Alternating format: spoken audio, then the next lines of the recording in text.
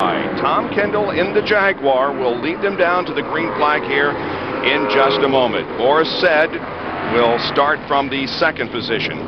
Said is the fastest qualifying Ford. So many of these drivers that run this series are called upon during the Nextel Cup Series in NASCAR to run the road courses simply because they are the best. And Boris Said falls right into that category. He is one of the most aggressive road racers, and Kendall knows that. These boys have had many battles in the years past, so I expect to see some typical street fighting here between Kendall and Said.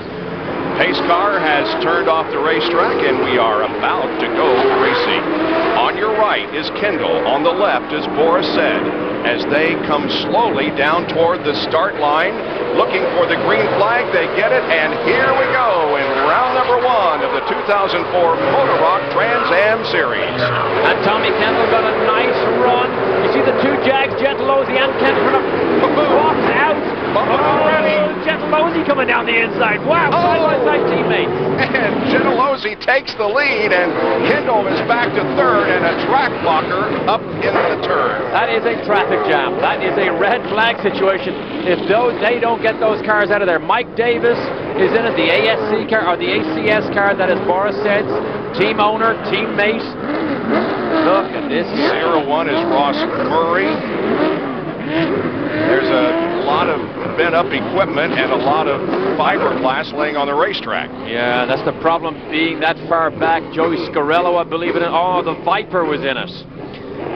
Sad to see that amount of damage. Look at Tommy Dreese. Well, let's take a look. First of all, watch Gentilozzi come from 4th starting position. Okay, move back a couple of rows. There's Tommy Dreese. Oh, he drop kicks Mike Lewis. Drop kicks Mike Lewis, and then a concertina effect. They all crash into each other. They commence a wrecking. Here it is again. Two Jag safety through. Oh, there's Dreese. Drop kicks Mike Lewis. Oh, boom. Huge crash. Huge traffic jam. 405 on the freeway. Literally. Blame the fog. There's the 0-1 of Ross Murray. Get the wrecker. Which got a little airborne as the wreck was developing. And so, there's the 12 car driven by Michael Lewis, who was turned sideways first that really started the whole thing. By Tommy Dreese. Yep. Tommy hit him. Tommy in the Jaguar. Tommy, a local boy here. His business is in Hollywood, making sets for the movies, movie sets. See damage left side, heavy damage left rear. They can probably drag that piece off and tape it up and get him back in. Here's the freeway traffic jam again. Two Jags make it safely. Boris Said over the curb. Tommy Dreese drop kicks Mike Lewis. And then boom. There you go, the 0-1. Ross Murray just launched into the air, and everybody else just takes avoiding action. Look at Greg Pickett, back of the pack because he changed an engine. Nowhere to go. Boom. Now the tire walls are there. Mike Davis is in them.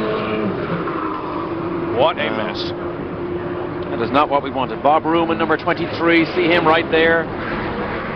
John Bocom got involved in it. So if Lewis's car is in half decent shape, he could make a charge up through this field. And Greg Pickett, who got caught in that melee at the front, is actually listed in 7th place right now. Greg Pickett went right to the back of the field because of an engine change. He got caught in the traffic jam. He is in 7th place. That is a good run so far for Greg Pickett. Down to Calvin once again. Down here with Dave Steele, who's the crew chief on the Lewis machine. First of all, what did Mike say about the incident? He just said he had a nice big lead going into one, and somebody hit him from the back, so I don't know exactly what happened to that. He's not sure either. What's the state of the car now as we go back racing here, shortly? I didn't hear you, Calvin. What's the state of the car? Is he in good shape? Should we go back to green? Yeah, it's got a little body damage, but everything's square on it. And we are back underway as the green comes out, and the drivers move through turn number 1 much more successfully this time. Gentilozzi able to hold on to the lead, tailed by just a few car lengths by Boris Said, and Kendall has dropped back to the 3rd spot. And there is no doubt Boris Said is one of the most aggressive drivers we've ever seen in one of these cars. You always watch him, you always see Is he going to make a move? He is a threat every time he's anywhere near you, and Paul Gentilozzi knows that, although he has a nice cushion here. This is a long, long race, 51 laps, I believe. 51 laps with him to sort this out. We're now 6 laps into it, all under yellow so far because of that incident. 51 laps or 75 minutes worth of racing. There is Kendall, and you can see that he has dropped back behind Said by a couple of seconds, and back down to Calvin Fish regarding Dreese. Well, Dreese is in, and this is not to fix the car any further. The officials have claimed that it was a Tommy Dreese problem down there in turn 1, and they're holding him, I believe, for 10 seconds, so they're keeping the engine running. And this is a long 10 seconds if it's only 10. I'm not sure what the time penalty is, but this is really being enforced for what they thought was avoidable contact on the opening lap. Interesting that he was so verbally abusing Lewis, and in fact it is Dreese that is getting the 10-second penalty, and now, well, tries to pull away and the car stalls. Yeah, those officials are obviously wrong. I mean, Tommy told us himself it was Mike Lewis. Wouldn't you? The old book of racing driver excuses. Now here, we don't want to see Tommy Dreese go down a lap here. I don't like taking the headset off there. That looks as if this might be done for the day. Be a terminal situation here as the leaders come round. Wow, look at Gentilozzi. Look at the gap he has on Boris Said, and this is only after less than 2 laps of racing. Look at the amount he has pulled out already. And Joey is done. Tommy rather is done, the way we understand it. Kendall now beginning to close up on Boris Said. Look at this, side by side. That is Diaz coming down the inside. That is not for position. That is the lap car.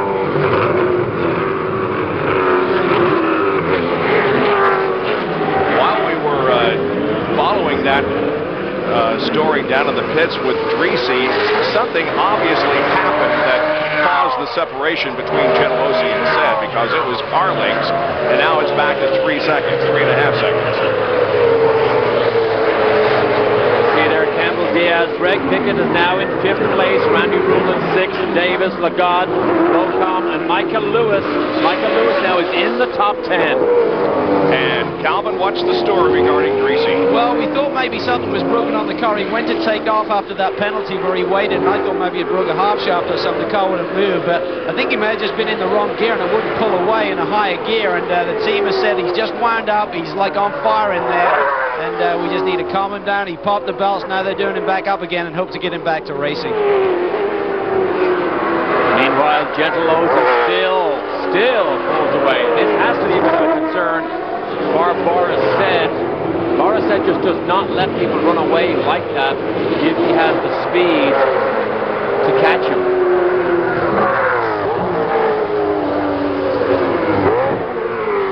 This was just a couple of laps ago, Derek. Yeah, watch the right side. That is Joey Scarello, I believe, moves over to the right side.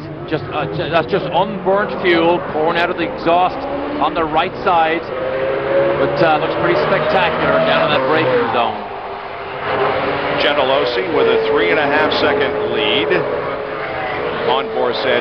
Jorge Diaz running in 4th position, and just behind Tommy Kendall there is Diaz in the blue number 06. Oh, and he is... make it the blue number 8, I should say. Yeah, he's about to give Tommy Kendall all the attention he needs. And look at Greg Pickett. Greg Pickett now close up on both of these guys. Diaz, only 27 years of age, earned the Rookie of the Year title last year after coming out of a season-long battle with Bobby Sack. He had the podium finishes twice last year at Lime Rock and Cleveland in his rookie year, and earned 9 top 10s and 4 top 5s in 11 starts. Talking about the 4th place competitor, Jorge Diaz Jr. Yikes. Whoops. Who just crashed. Diaz just crashed. Huh. Wow. That's a kid for him also. He's from San Juan, Puerto Rico. That's not Diaz. You're right. It's the 72 car of Ed Lausch. Okay. Whatever it is, he needs to move out of the way. And he is. You know what? Can he get across the pit lane? Can he pull to the right? Yep. Ooh, there you go. Yeah, that is heavy, heavy damage. I doubt they can fix that car. There's just way too much suspension damage. Left front suspension. That's the reason why the car is so badly damaged. Lausch also from Puerto Rico. Watch what happens here now as he gets a bit faster. Air goes underneath the bonnet. Boom, it's gone also. It's only made of... are they carbon fiber on these cars now? Yeah. Surveying the damage to the front end of that car. But it appears as if it will not be able to get back in competition. And we didn't see where Mike Lewis hit him to put him off the racetrack.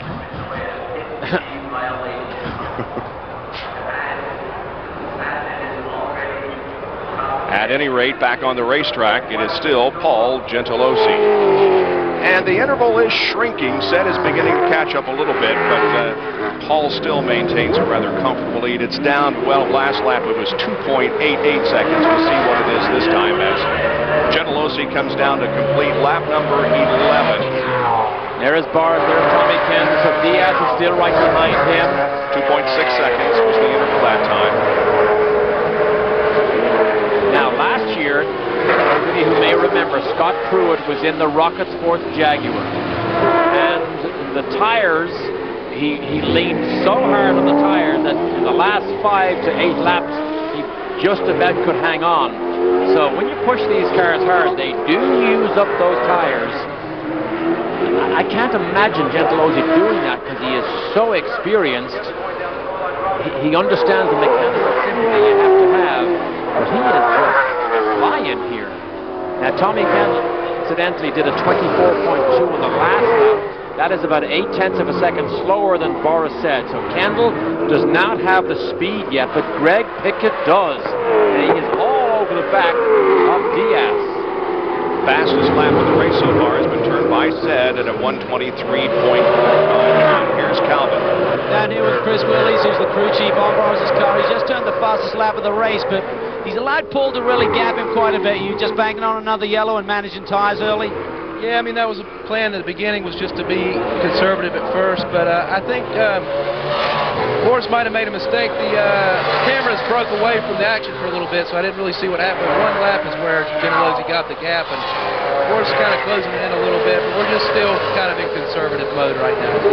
Picture here today is the fact we've got TK in that 4-valve motor as a little lighter car. I mean, he may be playing his car's close to his chest as well in terms of what pace he's running. Any concerns for the end of this one? Do you think he'll be in good shape? Yeah, I mean, he is a lighter car and it'll be easier on his tires, but he doesn't really have to push down the straight right now, so in here you kind of need that. So, but I mean, Kendall's always a factor, so you can't count him out, that's for sure. So we'll be watching him for sure. All right, Chris, best of luck. He says he doesn't have the grunt. Grunt is horsepower. Grunt is the old ponies under the bonnet. You need as much grunt as you can get. And Greg Pickett looks like he has good grunt here as he still chases down Diaz. Greg Pickett, for those of you who don't know, is Scott Sharp's father-in-law. That's correct. His lovely daughter Kim is married to IndyCar driver Scott Sharp.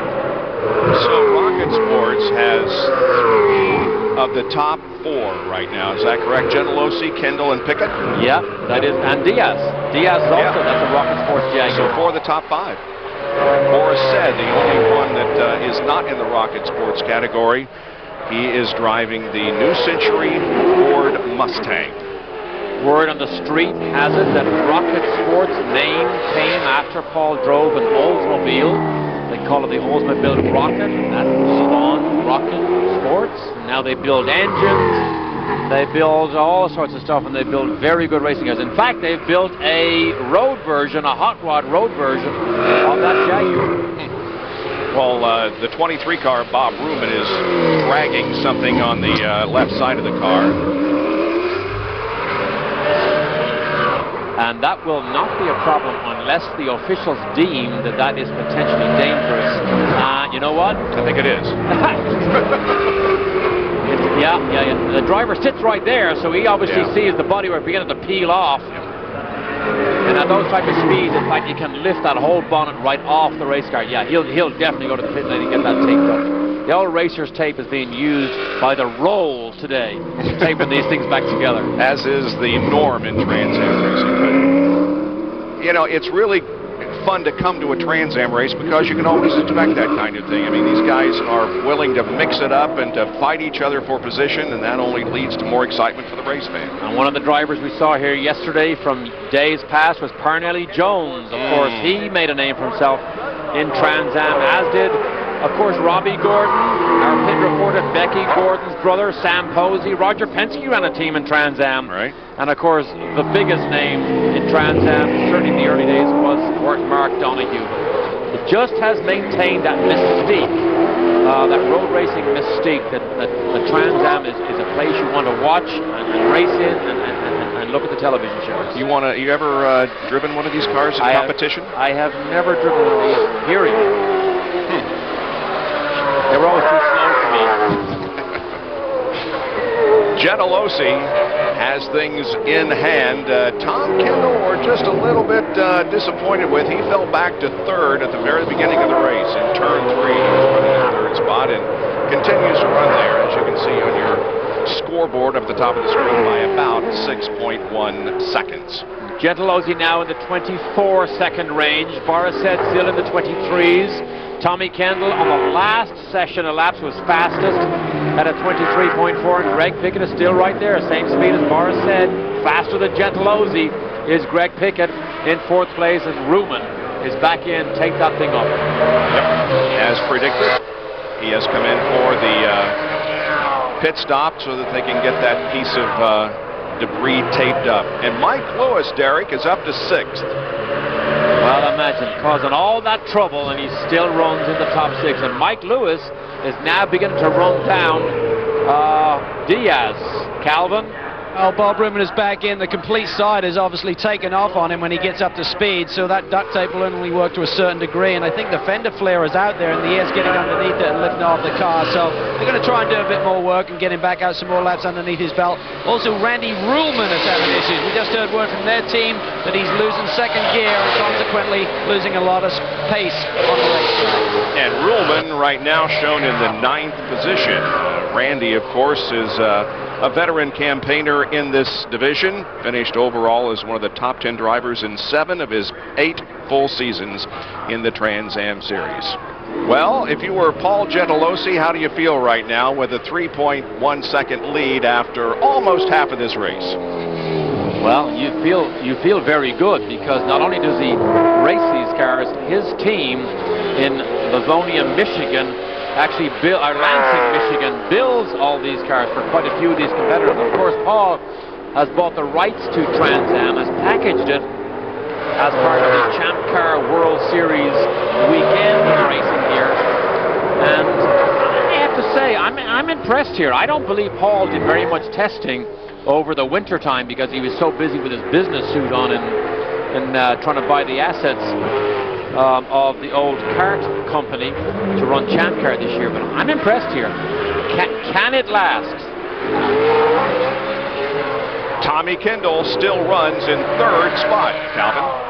Yeah, he's done a nice job out there, of course, and I think he's really just pacing himself. I had an interesting chat with his crew chief, Troy Cowgill, before the start today, and I said, what is the approach of Tommy compared with Scott Pruitt, who certainly went on to win a championship last year, same man overseeing the car, of course. And he said, well, Scott made me work a lot harder, to be honest with you. Even when the car was fast, he wanted to change springs, try and still find that elusive extra 1/10 of a second. He said, TK really hasn't asked for much all weekend long. He's really laid back. I think he realizes with his layoff, he just wants to work on his own behavior in the car and really just have a good, consistent car underneath him. But he is savvy. We know him well. We know him as TK up in the booth, really digging deep into strategy, and I think he's got his own one going on here this afternoon. Back in 1997, he had an 11-race win streak in Trans Am, and that remains the longest in series history. And the trivia question of the day is, who broke his 11-race win streak? Calvin, do you know? Yeah, it was a great battle. It fights big, I think, right there, Mike Borkowski. Absolutely awesome Trans Am race with Mike Borkowski. Drove for Tom Gloy that day. He broke the win streak, and you couldn't have had a better street fight type of race. I think even Tommy enjoyed it, even though he didn't win. Davis, Ruhlman, and Lagarde here are battling 8th, 9th, and 10th. Mike Davis, of course, owns the team. ACS Motorsports, ACS Express owns the team that Boris said also drives for. Mike, of course, in the computer business at Silicon Valley. Has run these Mustangs now for at least 3 or 4 years that I remember. Well, he made his Trans Am debut here at Long Beach in 1999. He's 52 years old and lives right down the road in Huntington Beach. And he has his mirrors full. Because Randy Ruhlman, he's been around Trans Am racing for many years, so Randy knows the ropes here, knows what it takes to make these cars go fast. So he's going to enjoy this fight here with Mike Davis. Randy Ruhlman there in the blue car has a degree from Stanford University in engineering and marketing. His wife is the president of Ruhlman Marketing. Lagarde's right there too, to the left side of Ruhlman. So Max Lagarde in the yellow car, top of the screen there. Not letting these boys. Max Lagarde, I don't know how many years he's been in Trans Am racing, but it's a long time. 10. Yep. He's been racing for more than 10 years. His best finish of second came in Reno in 1997. And the interval is shrinking between first and second. It's 2.6 seconds. And we're 29 laps in of 51 laps. So we are over halfway, but there's a long way still to go here. And Boris said now looks very threatening. He does indeed. This is the 30th lap of the race, and the interval is just a matter of car lengths as Gentilozzi took off at the beginning and really had a commanding lead at one point, but now it's down to just a matter of car lengths. And I don't think we can count Tommy Kendall out of this thing either, as he is also very much in the running.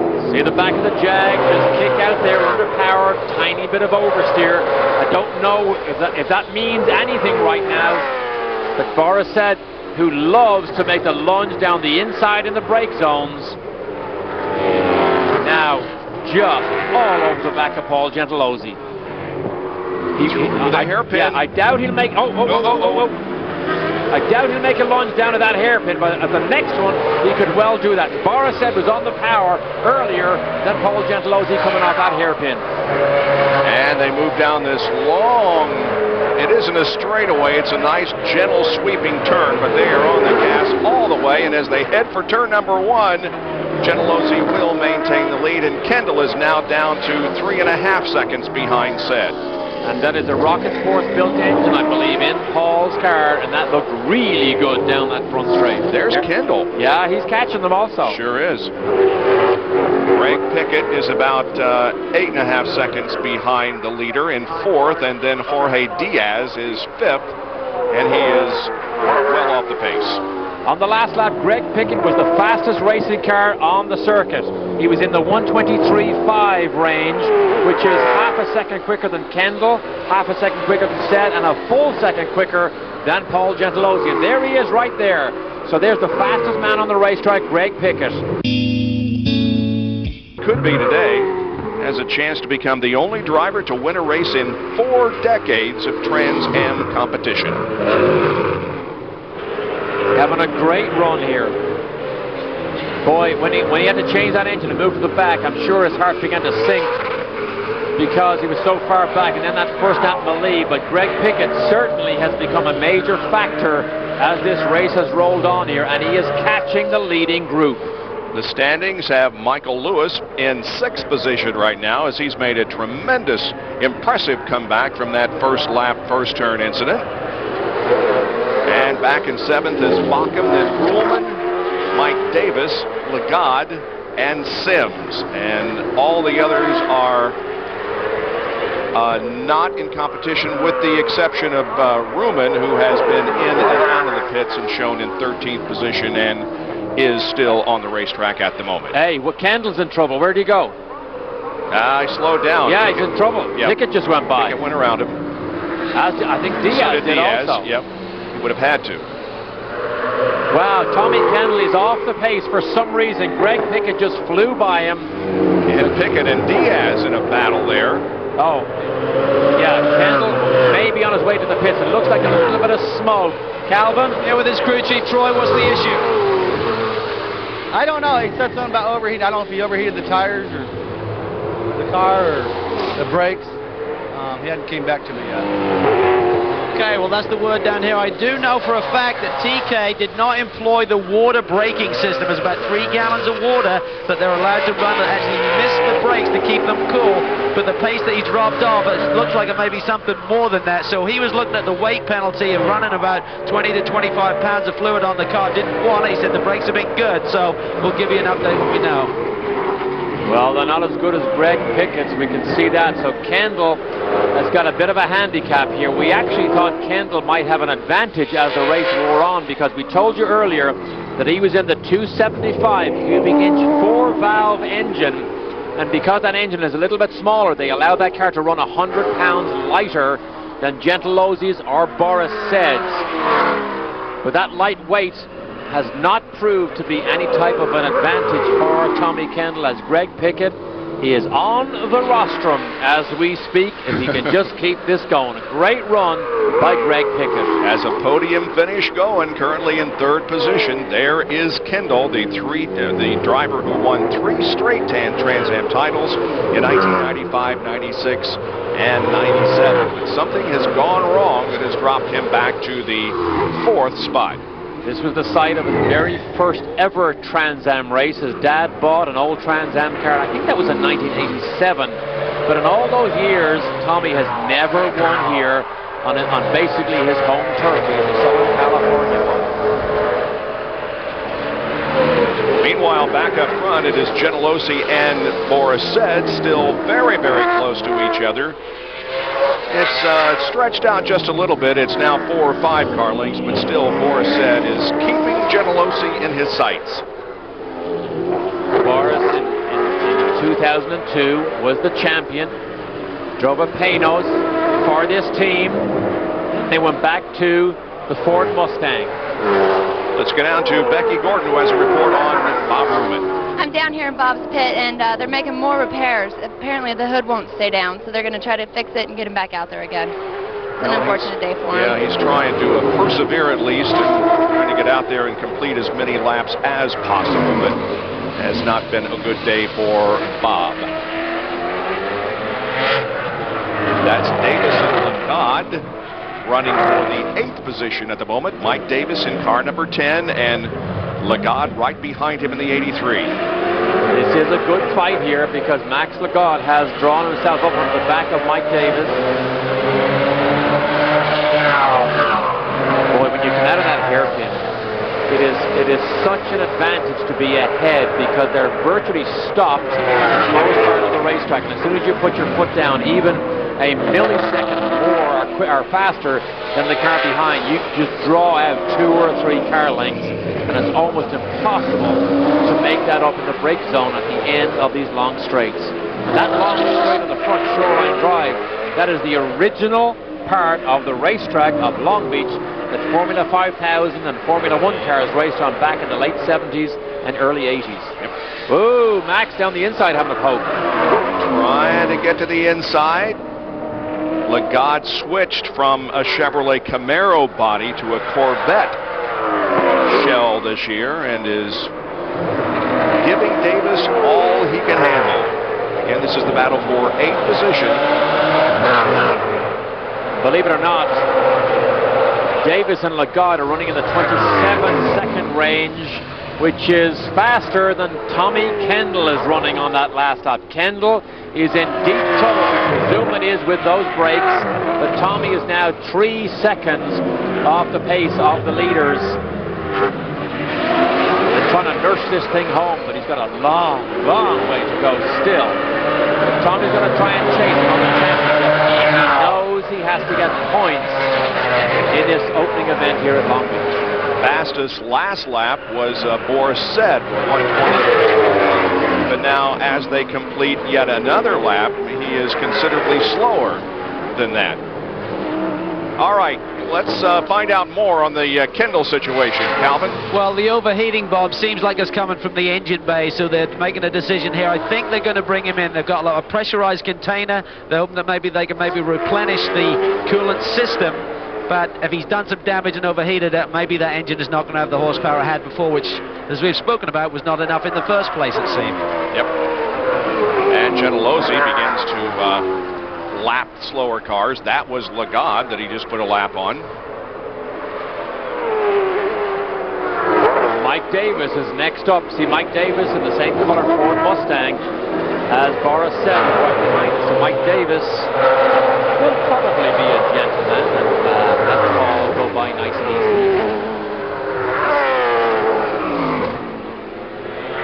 Sees him coming. There's Boris Said right behind. Long left-hander. Most difficult cornering. You have to balance the car on the horsepower and get it on the brakes as the car still drifts. Coming up to complete the 36th lap of the race, 51 make up this first round of the 2004 Motor-Rock Trans Am Series. And Gentilozzi will get around Davis. I don't know what happened to Max Lagarde, but he dropped back about 3 or 4 seconds in just that one lap alone. I don't know whether he moved over to let Gentilozzi by. Probably moved over to let the leaders by, and look how much he lost. In terms of ambient air temperature, it is not that warm here in Southern California. In fact, yesterday was a downright cold day. It is cool today, but nevertheless, some of these cars are overheating. So now Boris Said has got by his team owner, Mike Davis. He is now back in that straight fight with Gentilozzi. And if Paul Gentilozzi makes a tiny mistake here or opens the door, Boris Said is right there. This is close here at the front. He really closes in now. Has Boris just been allowing him to set the pace here until maybe the last 10 laps or so? Yeah, we now have 14 laps left, which is still a long way on these street circuits. We've seen many times Boris Said come on really strong in the last 5 or 6 laps. Boris Said and Gentilozzi in particular have had many wheel banging sessions, door bangers, as they fought for some of these Trans Am races. But Gentilozzi is not in a comfortable position here at all with Boris Said right behind him. Both veteran drivers of the Trans Am division. Boris Said is 41 years of age and Paul Gentilozzi is 54. And now once again the interval shrinks to just 1 or 2 car lengths. Said has, despite the fact that he got caught in traffic, has really closed in, and now coming off the hairpin, tried to get to the inside, couldn't do it. But you just have the feeling that Boris may be waiting for that one opportunity, and he'll take advantage of it. And he doesn't have the horsepower of the Jaguar. He appears to get on the power at the same time as Paul Gentilozzi, maybe a tiny bit earlier, but he doesn't seem to have the same type of horsepower. And that's Tommy Kendall. End of the day. End of the day. Tommy Kendall running in 4th spot. Has a lot of smoke coming from the rear end of that car. Yeah. He was the pole sitter, and it could. Oh! And a car has hit the tire barrier, and that was just a banner that came off. Was it Diaz? Diaz, maybe? The blue car to the. Oh no, Mike Lewis now has the banner that was knocked off by Diaz over his front radiator. But Tommy Kendall probably has retired for the day. There is too much smoke there, I think, for that thing to survive. Calvin? Well, he makes his way in and the engine is silent, so that could be it. And we'll try and get a quick word in here with TK. TK, mate, what's the problem? I mean, the smoke, the smell doesn't look good for you. Well, the temps are just kind of steadily climbing, and we've had high temps all along because we're just spinning it hard, really trying to keep up. But slowly, the water temp got to 300 and it started, or not 250, it started pissing water out through the bleed. Big action on the track, boys. Said has crashed. Boris Said running in second spot and chasing Paul Gentilozzi and putting an incredible amount of pressure on him, has run into the tire barrier but is able to keep going. How about that? I wonder, is this fluid from Tommy Kendall? Did he throw some stuff out here? Oh, look at this here. Yeah, you see, was he past Gentilozzi at the time? I think he so. was. I think he had taken the lead, yeah. He had taken the lead, and it appears that there was fluid on the racetrack when Boris Said just went straight into those tire barriers. We saw Paul Gentilozzi take the lead back, get it sideways in the Jag, but now Greg Pickett is in second place, and Mike Lewis is in fourth. How about that? Wow. Now the question is, was there enough damage to Said's car that he will continue to fall back, or can he possibly get into the chase again? But he is almost 35 seconds behind now. It's going to be impossible for him to catch up to the front of the field, but can he hold on to the third spot? Meanwhile, there is Gentilozzi, who is back on top. And that's the corner where the accident, that's where it happened. Now watch what happens here. Boris Said's in the lead. He turns in. Car begins to slide. He knows he's not going to make it. He hits the barrier. Watch Gentilozzi in the Jag. Watch him get sideways here. Look, sideways, little kick. There was fluid on the racetrack, and that cost Boris Said the lead. Calvin? And it is a full course caution, Calvin. It is indeed, and we're down there with Chris Willies, and Chris, it just looked like he was unfortunate they had the lead, the first guy to come up on that fluid.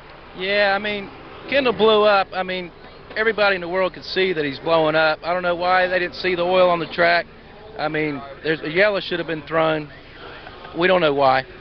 One of the neat things about it, in so many forms of auto racing, the so-called, and I hate this term, but so-called young lions are the ones that you always watch. Who are we watching today? Veterans, Paul Gentilozzi, Greg Pickett, and Boris Said. Enough said. And Mike Lewis. Yes. Now enough said. Okay, there's Greg Pickett, second car. So Mike Davis has allowed Greg Pickett to go by. Now, where is Mike Lewis? How far back is he? So if we stay here on this picture, Mike Lewis is right there. Here he goes, black and orange car right there. He's still got that banner on the front of his radiator. I just hope that does not cause him a problem. I'd love to see Mike Lewis have a fair run here to try and catch and potentially have a go at passing Boris Said. Now, we showed you how Boris Said went into the tire barriers. We have not shown you how he got the lead from Gentilozzi, and it looks like it's right off the fountain turn, so to speak. Oh, Paul made a slight mistake. Look at this. Look at these two boys swapping paint. Man, that is a street fight right there. No kidding. And then, after getting the lead, he drives down to the next corner, and here's what happens. He never made it round a complete lap in the lead. Unfortunately, got caught on Tommy Kendall's oil, and despite having a Jaguar autograph all the way down the left side of that car, Gentilozzi still got the look of the draw and pulled away. The interesting thing about Gentilozzi, I believe he also went wide on Tommy Kendall's fluid. So Tommy Kendall's problems has really changed the face of this race. Down to Calvin. Down here with Dave Steele, should I say. Mike Lewis has made a great recovery all the way up to fourth, but that banner on the radiator, how the temp's looking?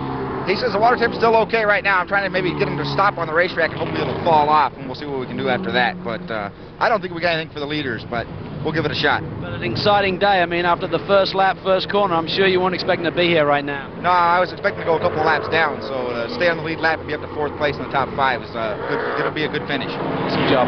Thanks. Remember, Michael Lewis started up in the 5th position and was involved in that first turn, first lap crash with Tommy Dreese and others, but he has persevered to now run in the 4th spot. The caution flag remains out at the moment. And again, this is a timed race now. 42 laps are completed. We're not going to make 51. Lewis is right behind Boris Said. This could be good. Becky, what do you have? I'm down here with Chris Lewis. What's going on out here? You know, you guys are talking to the officials. What's going on? Well, just trying to get the order going. Hang on, Boris, they're just checking with the official right now. Hang on a second. You hear it, he's talking with the official. The rules say that the back markers are supposed to get behind the lead cars on this situation, and we're trying to get this sorted out with the officials. The monitor's pretty clear we're in third place, and we should be in the third car in line. So, I don't know. It's just unfortunate. I mean, I think everybody in L.A. except maybe a couple of people saw the smoke and the oil out of that other car. So it's unfortunate that those people didn't see it. So. All right, well, there you have it, Bob. All right.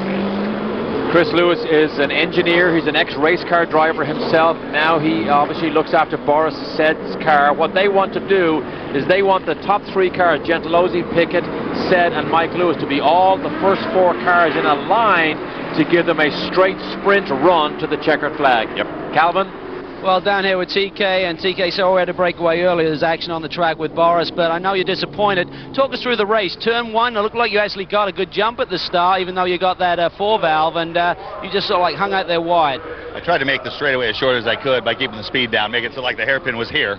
And and that worked pretty well. I got a good jump. And then as I was starting to turn in, I saw Paul coming, and I didn't think he could stop. And so, I mean, I had every right to turn in, but I think we both just would have ended up in the fence. And so I left him some room, and he, got it gathered up, and Boris got by me. And then I had trouble getting my front tires up to pressure, and I was locking the fronts under braking. And so the one area that I need to be good to keep them close, it took a while for that to come in. A question of really trying to get the balance right at the end by setting the car up that way? Once the tires were up, the balance, I thought I had just about nailed it in terms of where I wanted to be, but that was just more a function of pressure, and so it just wouldn't turn, it wouldn't stop. And so once it came back up and I had confidence that the brakes were there, I was dialing them back in, but then it got hot. So. All right, mate, well, tough day for you, and we're going back to green, fellas. Indeed we are. Here we go, and we've got less than 4 minutes to go in this race. The green comes out, and let's see what happens here as Gentilozzi tries to hold off the charging herd. There he is with Pickett just a couple of car lengths back. The leaping cats are at the front here. The racetrack is in a horrible condition, though. There is kitty litter just about all over the track from here on down. So these boys got to be really, really careful. But Greg Pickett is looking mighty here. When was the last time Greg Pickett won a Trans Am race? I don't know, but he has shown the type of form today that we saw years back. Remember, he took some time off, retired, went to go about his business, watched his son-in-law, Scott Sharp, build up his career after Scott Sharp won the Trans Am Championship. But Greg Pickett just looks mighty here this afternoon. Look at it, getting it sideways still with a few laps to go.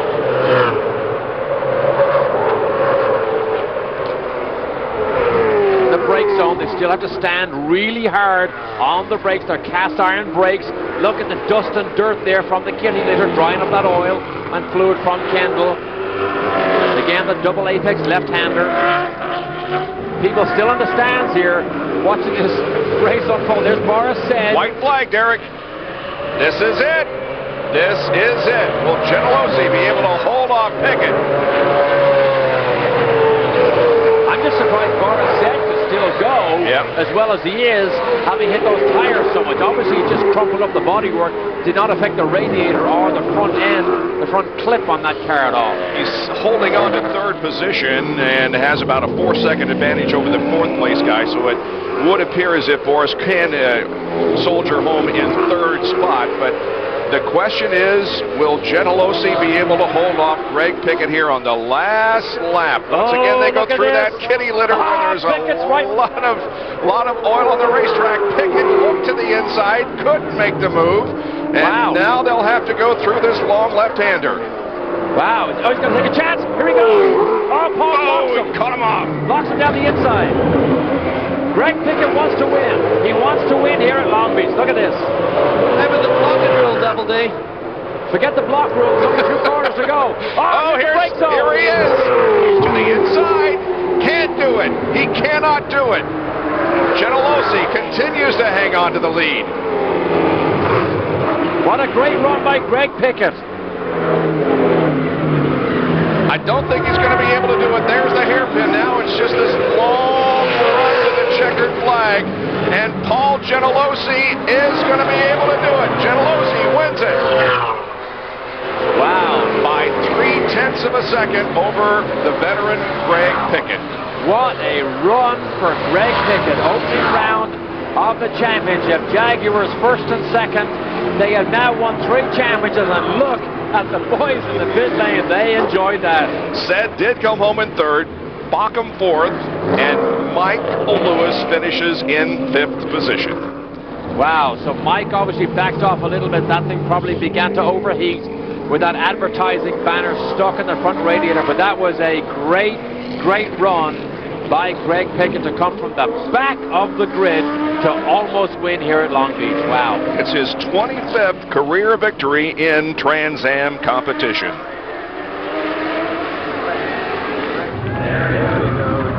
Well, look out, Alonso Jr. You may have 6, but this man now has 5 wins on the streets of Long Beach. Paul, great day for you. Well, you know, I got first I got to thank my son Tony, because it was his engine that left everybody on the straightaway. And then Greg Pickett at the end in a Rocket Sports car. What a race. How about that? I know you expected a challenge with both TK and Bars, but when you got the old boy behind you, that had to get your attention. Well, you know, Greg's been a great champion at Trans Am, and one thing I know is he never works his car too hard. We worked ours awfully hard. The idea was to get Boris to chase me and then have TK pick up the pieces. Nobody dropped any pieces. Talk us through that lap. Well, it looked like you may have slipped on TK's oil, and then obviously Boris put it in the wall. Yeah, I came around there and slid wide. Boris and I got door to door there. That was kind of cool. And then he really had me, and he went in too deep and got more oil, befitting as it is, and he went into the tires and I went by.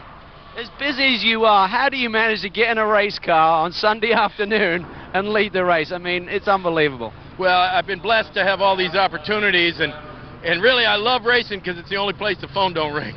Do you get the prize money check, or does it just stay in the kitty? I get the prize money. Count on it. 57-year-old Greg Pickett winds up in 2nd position here this afternoon, 0.3 of a second back of Paul Gentilozzi. Boris Said, John Bockham, Michael Lewis complete the top 5. Finishing 6th, the lap down was Mike Davis. Paul Gentilozzi wins his 5th race here at the Long Beach Grand Prix and his 2nd in the last 3 years. He also won in 2002. And now the streets of Long Beach once again become streets for passenger cars. That does it for our coverage of the Motorrock Trans Am Series. Join us again on HDNet June the 5th for our next Champ Car World Series event. That will be the Time Warner Cable Roadrunner 250 from the 1 Mile Oval of Milwaukee and West Allis, Wisconsin. For Derek Daly, Calvin Fish, and Becky Gordon, I'm Bob Jenkins. Thanks for joining us. So long from Long Beach, California.